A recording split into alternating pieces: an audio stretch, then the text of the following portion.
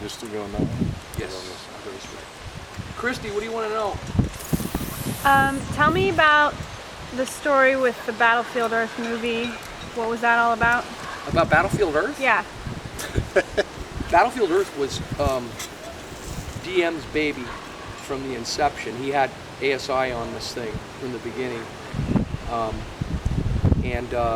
Matter of fact, from my perspective, for whatever reason, I don't know why, you felt like you couldn't effectively lie at some point because maybe you weren't grounded or something. But he made me tell the New York Times, USA Today, and the St. Petersburg Times that it's a complete and utter lie that the church had one single thing to do with Battlefield Earth. Right. And I did it from the West Coast building in Clearwater, where the CMO and the RTC offices are on the second floor or third floor? Third floor. Third floor. In the conference room with him hovering over me with his finger in my chest. Oh, as happened with so many of those calls to the media. Yeah, so I had to tone 40 it, right? Yeah. And of course, as you know, we're all down there handling the McPherson case, and what was it, every single day we got called down to his office to watch the daily shots from the set? Yeah. Yeah. So I mean, there was times when it was every day. Every day. I mean, it was over a several-month period. So the whole thing was being controlled by the church. It was being controlled Controlled by by David Miscavige through Author Services. And we would go down, watch the daily cut, the daily rush they call it, the shot on video, and then Dave would finish, and he would guffaw, he would brag about, look what I'm doing while you guys are sitting here getting me sucked into the McPherson case. Look what I'm doing, right? Look at this masterpiece I'm producing. Yeah, well then, then he would say, and as we were getting ready, we'd see it, and then he'd say, get that Beaner on the phone. That Beaner cunt. That Beaner cunt. Oh, that who's Beaner that? slit. Or that Beaner slit. Barbara Ruiz. Which was slit. which he fondly referred to, or that greaser slit, which was Barbara Ruiz, is how he referred to her, and he'd say it to her face consistently and constantly. Because she was Mexican. Because she was from Mexico, Yeah. and she was the ED Author Services, and he'd call and just start spitting out all his critiques about the thing, about the Wow. clips that he saw, and of course those would all get transcribed, and then Barbara would then have to relay it to the director of the film. Take this out, do this, change that, all the way through that entire movie. Now, am I lying? Not at all. That's like, Okay, then, when the film finally got done, we're still in Clearwater handling the McPherson case. And on a Saturday morning,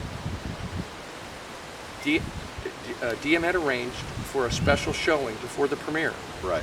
And we got a theater in Clearwater, out by Countryside, I think.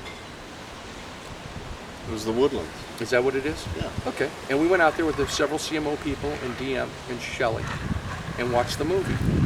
And as soon as those initial opening credits came up, he was next to me and he says, "Look at that! I can't believe it. It's like this is like real.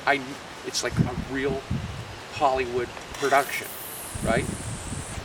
Okay. So we watched the movie. We go out in the parking lot. And he says, "Get JT on the phone." So Lou, and I swear to God, I have never seen a bigger brown-nosing, butt-kissing in the history of my life. I've never seen him. He was on the phone singing John's praises for a half an hour, probably easy. Wow. This is the gonna greatest contribute movie. so much to the expansion of Scientology, and this is like the greatest thing. This is the and greatest favorite LRH should anybody. be proud of you, and And it's gonna just be a blowaway. He says this is gonna be a blockbuster. I mean, unequivocal and utter 2 thumbs up by him, Wow. commending John.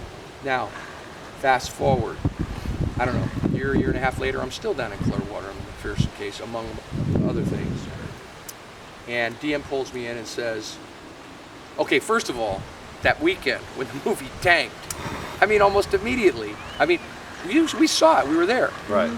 Immediately, he disowned any ownership for it at all.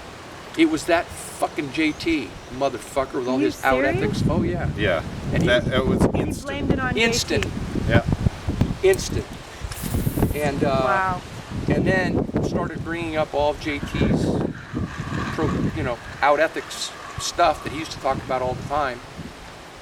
The particulars of it, which I won't talk about, but he brought them up. Mm-hmm. And that's why, you could never trust a blank. Okay? Did you hear him say that? Yes, I did. I mean, numerous times. Okay, well, a year and a half later, they did some big, everybody's getting their heads cut off because the movie is, gets the Raspberry Award and all that. It's like the worst movie ever and all that stuff. So now,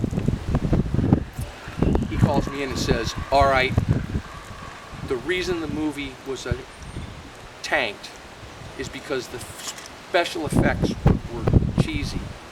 And the reason the special effects were cheesy is because they didn't have a good enough budget. And the reason they didn't have a good enough budget is because JT took a salary. And I think it was half of his regular. He was an A, that's when the A-listers were getting 20 million. Yeah. And I think he got half. I think he took 10 or something. Whatever it was, that was now the why. Okay? So I was to